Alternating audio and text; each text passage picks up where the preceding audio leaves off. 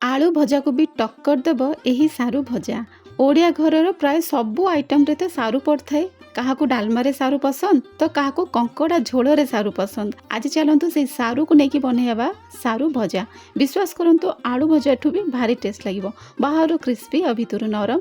आउ ए छोट छोट टिप्स को आपण माने फॉलो कले आपनको सारू भजा प्रति थर परफेक्ट ही परफेक्ट हबो। बेले बेले आपण जदि किछि हल्का फुल्का खाया को चाहथबे तो सबुटू परफेक्ट रहइबो हमर ए सारू भजा। बाहर पूरा क्रिस्पी भितर पूरा नरम। तेबे नमस्कार, प्रीति चंदा होम किचन को आपनको स्वागत। प्रथम थर चैनल रे आस्तले सब्सक्राइब करिया को जमार भूलिबेनी। फेसबुक रे देखुतले फॉलो तो निहाती करिवे। मु एठी 250 ग्राम रो सारू नै जाइछि। सर्वप्रथम आमे कोन करबा ना भला भाबरे को धोई नबा। जेहेतु बहुत माटी लागि थाए भला भाबरे क्लीन कर साला परे आमको गोटे पुरुणा सफा कपड़ा दरकार। मु एठी गोटे पुरुणा तकिया खोल नै जाइछि। आपण मानक पाखे जहाँ भी किछि सफा कपड़ा अवेलेबल थिबा आपण नै परिबे। कारण कोन मु सेटा आगु कहबी। तो प्रथम आमे सारू कोन करबा ना यार चोपा छडे नबा। बहुत केयरफुली भाबे चोपा छडे नबा। जेहेतु आमे धोई देइछि तेणु करी टिके खसिबो। लाळ अंश थाए ना सारू रे। काटी सारला परे एमती चोपा छड़ी सारला परे आमे कोन करबा ना सारू को से जो पुरुणा कपड़ा रे धोई दबा। जा द्वारा कोन हबो सेथरे टिके धोई मध्य दबा। पुणी जहाले भी टिके असना बाहर जाई थाए तो धोई देके आमे कोन करबा ना से कपड़ा ऊपर रखी भला भाबरे पोछि नबा।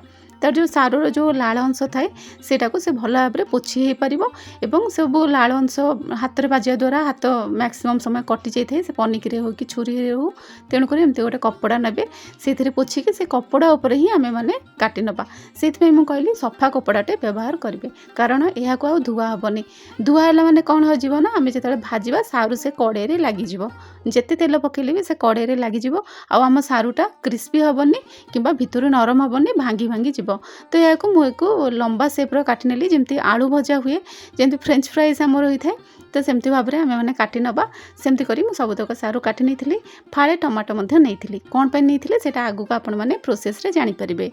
एबे आमे गोटे कड़े नबा। कड़े रे किछि सोरस तेल नबा। 2 चामच मु सोरस तेल नै जेतिले एवं किछि फुटण पकेली जोटा कि मु मेंशन कर देछि स्क्रीन रे आपण माने देखि परथबे। जेमति सोरिस जीरा आ टिके पान मधुरी एवं कला जीरा जोटा कि बहुत बढ़िया फ्लेवर आसो। अल्प मात्रा रे मैं पकईली एवं तापरे तुरंत ही आम जो सारू को आम काटी रखी सारू को बिल्कुल भी धोइबेनी। काटी सारा पर तो देखो न धोया द्वारा कौन हम ना आम सारूर एतिकी टिके भी अंश आम कड़े लगनी। तो भल भाव से क्रिस्पी भाव में भाजी हो। तो से स्वाद अनुसार लुण पकईली, चिली फ्लेक्स टिके पकईली, कसुरी मेथी टिके नाकु एमती हाथ में क्रश कर पकईली, हलदी गुंड लंका गुंड ये सब पकईकी भल भाव में भाजिली। टिके क्रंची हवा पर्यंत आम मैंने भाजवा। आ विश्वास करूँ यहाँ ना बहुत जल्दी भाजी हो जाए। कम से कम 3-4 मिनिट भितर यहाँ पूरा नरम होकर भाजी हो जाए।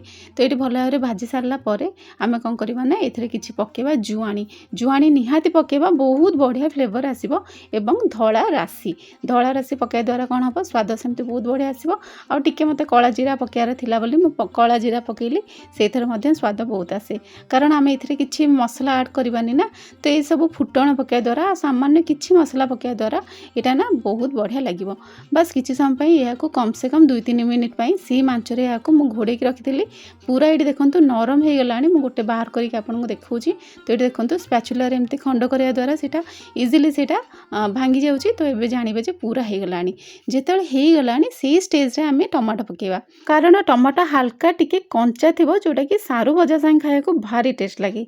शेष को आम भाजी माने हेबार मात्र किसी समय आगु आम अल्प अध चामच भाया चाट मसला निहाती पकेबा ना आमचूर पाउडर पकेबा एवं टिके माने हाफ चामच टू भी कम आम धनिया गुंड पकेबा। बस ताको पकईके भल भाव में भाजीदेवा एपट सेपट कर भल भाव में भाजीदेवा मात्र 1 मिनिट पर्यंत लो टू मीडियम रे यहाँ आम भाजीदेवा। बस लास्ट को गैस बंद करदेवा। धनिया पत्र टिके एमती पकई नबा से टिके लेंबू पकई नबा। बस बहुत ही बढ़िया लगे। ताको एपट सेपट कर गोलेकी रखीदेवा। सांगे सांगे आपण जीवे भात डाली आ केवल ये भजा को आपण मैंने खाइबे बहुत ही बढ़िया लगे। बिलीव मी थरे निहाती ट्राए करंतु। आलू भजा टू भी ये भजा भारी टेस्ट लगे।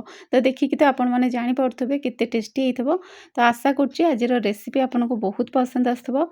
जदि पसंद आसथबो प्लीज चैनल को सब्सक्राइब करिवे। फेसबुक रे देखुଥିଲେ फॉलो करिया को अनुरोध। निहाती भाबरे थरे बनांतु हल्का फुल्का खाइबा केमती कौन लागिला मते निहाती कमेंट रे जणेबे। तेबे रहिली नमस्कार। पुणी देखा आ गोटे नुआ वीडियो रे। जय श्री जगन्नाथ।